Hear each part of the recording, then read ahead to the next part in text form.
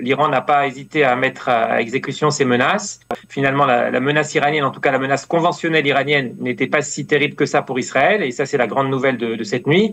Mais il reste encore la menace nucléaire iranienne. Et de ce point de vue-là, je dirais que le plan de Netanyahou, son obstination à réclamer l'anéantissement de la menace nucléaire iranienne est aujourd'hui, je dirais, encore plus d'actualité que jamais.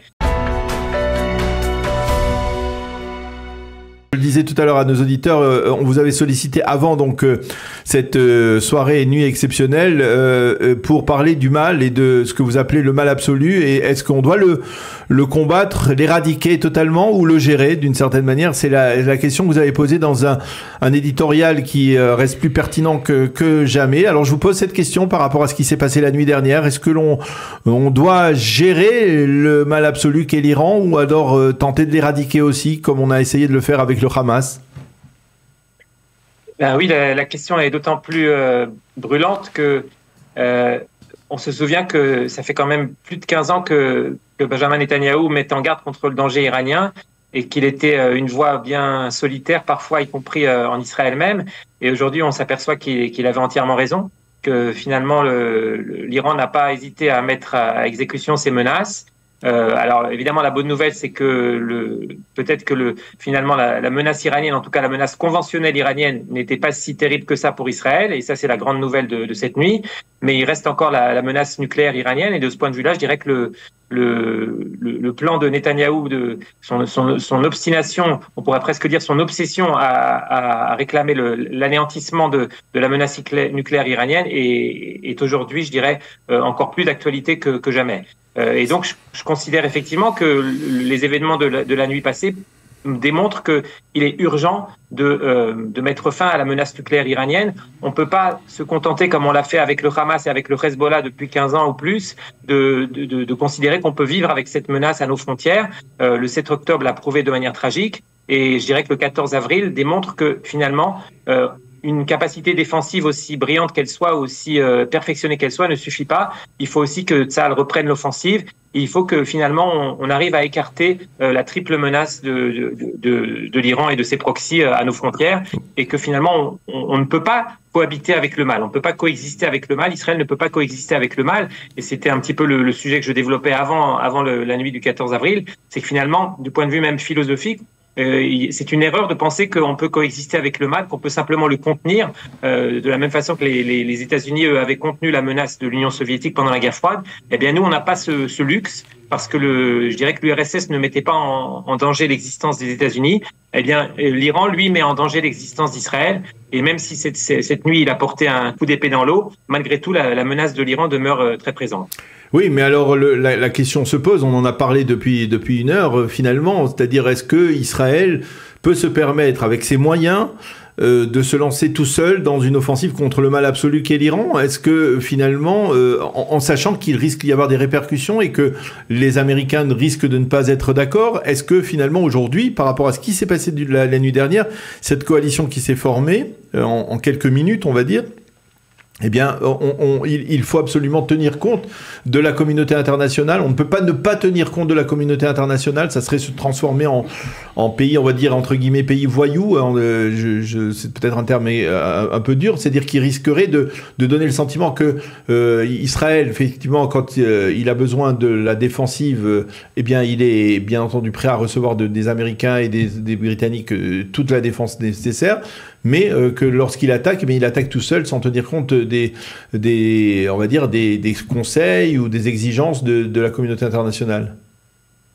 Eh bien, moi, je ferais une lecture un petit peu différente de ce qu'on a vu cette nuit. Si la Jordanie, comme on le dit dans les médias israéliens, a elle aussi participé à la défense du territoire israélien contre les missiles et les drones venus d'Iran, ça veut dire que finalement, la coalition anti-Iran, elle a tenu bon. Malgré 6 mois de guerre contre Gaza, malgré la destruction quasi totale de Gaza, on voit que la coalition anti-Iran tient bon. Et donc finalement, je dirais que la situation très nouvelle qui avait été engendrée par les accords d'Abraham n'a pas été modifiée fondamentalement par l'attaque du 7 octobre.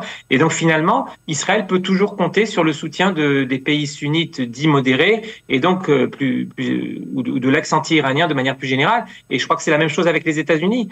Joe Biden, dont certains se sont un petit peu trop vite empressés de dire qu'il était devenu un ennemi d'Israël, reste notre allié le plus sûr dans le monde. Et même s'il ne participerait pas ou s'il déclare, ça reste encore à établir de manière sûre, qu'il ne soutiendra pas une contre-attaque d'Israël, peut-être que c'est simplement, comme on dit, mass time, c'est simplement une déclaration à l'attention de son public et de son électorat, et que finalement, moi j'en suis persuadé, même si Israël contre-attaque et frappe le sol iranien, eh bien les États-Unis nous soutiendront comme ils nous ont soutenus cette nuit.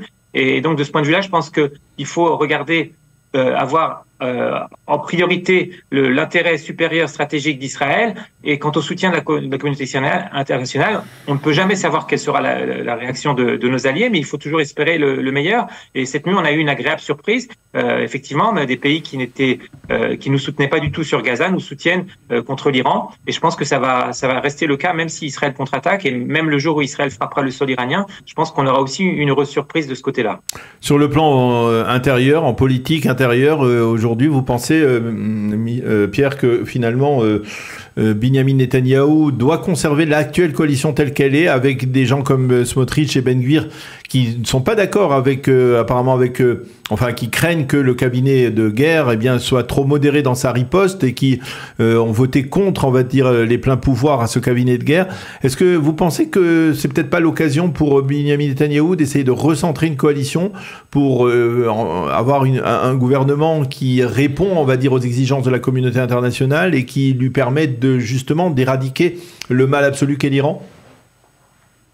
Eh bien, je dirais que non, élargir la coalition, oui, pourquoi pas, bien sûr. Et Netanyahou a toujours aspiré à élargir la coalition. Il l'a proposé à maintes reprises. Et je pense que cette proposition reste toujours d'actualité. Mais ne pas restreindre la coalition en écartant les partis de la droite qui ne font déjà pas partie du cabinet de guerre, alors qu'on sait bien que le public qu'il représente est celui qui a payé le plus lourd tribut du sang pendant la guerre de Gaza. Et donc, ce serait vraiment, je trouve que je considère que ce serait une manière tout à fait cynique finalement de répondre à la participation du public sioniste religieux à la guerre. Au contraire, peut-être que si c'était possible ou s'il en avait le courage politique, Netanyahou devrait faire enfin rentrer dans le cabinet de guerre Bezalel Smotrich, si c'est pas d'actualité, mais en tout cas ne pas l'écarter du gouvernement, ça serait à mon avis, du point de vue de la politique intérieure, ça serait une décision tout à fait erronée, et ça enverra un message tout à fait erroné vis-à-vis du public que représente Bezalel Smotrich. Alors aujourd'hui, que doit faire à votre avis Binyamin Netanyahou sur le plan, on va dire, à la fois sécuritaire, diplomatique, politique, alors que Binyamin Netanyahou paraît véritablement affaibli, on parle d'une remise en cause de la confiance envers Binyamin Netanyahou, même chez certains de ses partisans. Mon impression personnelle, c'est que il ressort grandi des événements des 6 derniers mois. Et même si le sillage, le narratif ou le discours anti-Bibi continue d'avoir une voix dans le discours public israélien et surtout dans les grands médias, je crois que malgré tout, les grandes manifestations ont beaucoup faibli d'ampleur. Et de ce point de vue-là, il y a quand même un resserrement des rangs, une unité retrouvée en Israël. Je pense que Netanyahou a montré depuis 6 mois qu'il est capable de diriger Israël dans un moment critique, dans une crise sans précédent. Et personnellement, je trouve qu'il sort grandi des événements des 6 derniers mois. Eh bien, Pierre Lurcer, merci beaucoup d'avoir accepté de répondre à nos questions dans cette matinée un peu particulière, un petit peu mouvementée, pour commenter cette actualité brûlante. Merci d'avoir été avec nous ce matin. Et merci de répondre toujours aussi favorablement à nos sollicitations. Bonne journée, Pierre, et à bientôt. Merci à vous, Daniel. Voilà. Il est maintenant 8h08, un petit peu plus tard qu'à l'accoutumée. Est-ce que nous avons encore des directives, des consignes à fournir? Non, peut-être rappeler à Olivier, à nos auditeurs qui ont l'intention de voyager. Ouais. Et certains vols sont annulés, bien que l'espace aérien a été réouvert ce matin donc en Israël. Les compagnies Air France et KLM ont annoncé donc l'annulation de tous leurs vols pour aujourd'hui et pour demain. Et attention aussi pour El Al qui annule certains de ses vols en raison justement où cette nuit il n'y a pas eu de vols qui ont décollé ni atterri en Israël. Donc 14 vols de El Al sont annulés, la plupart en direction de l'Europe et depuis l'Europe. Donc si vous devez partir aujourd'hui d'Israël ou vous devez venir en Israël aujourd'hui, vérifiez avant d'aller à l'aéroport.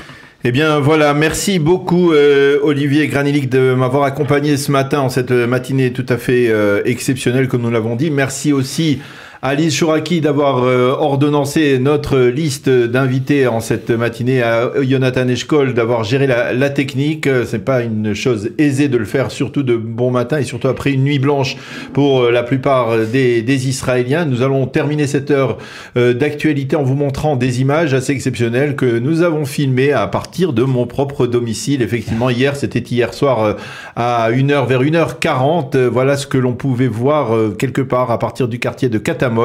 Des images tout à fait exceptionnelles de drones où apparemment il s'agit de drones qui ont été pour la plupart donc interceptés par le système d'hommes de fer au-dessus donc de Jérusalem. Vous avez pu voir d'autres images, cela paraît totalement incroyable.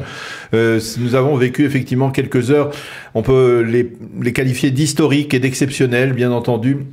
Des heures qui resteront gravées dans notre mémoire parmi les nombreuses heures de l'histoire de l'État d'Israël que nous avons vécu ici en Israël. Et bien entendu, on ne peut qu'espérer que les choses se calment d'une manière ou d'une autre, ou en tout cas que pour l'État d'Israël et pour les citoyens israéliens, tout cela se passe le mieux possible et que l'État d'Israël continue à rester étanche, on va dire, à toutes ces attaques de drones, de missiles balistiques, de missiles de croisière iraniens, et que l'armée d'Israël, l'armée de Tzahal, eh bien, puisse préserver le territoire israélien. Merci beaucoup à tous et à toutes de nous avoir suivis ce matin dans cette édition spéciale sur Radio Kalita. Bonne journée, Shavua Tov à toutes et à tous, à bientôt.